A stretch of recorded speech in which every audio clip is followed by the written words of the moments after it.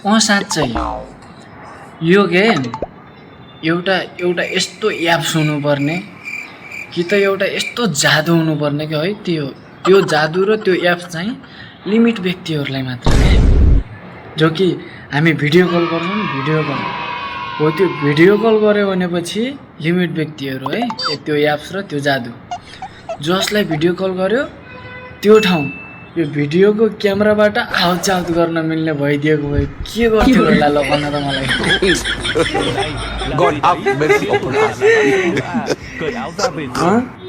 कति ठुलो वैज्ञानिक हुँ म बुझ्यौ यस्ता कुराहरू म पत्ता लगाउँछु के गर्थ्यो होला आखिर के भएको भए होइन म सोचिरहेको छु यसको बारेमा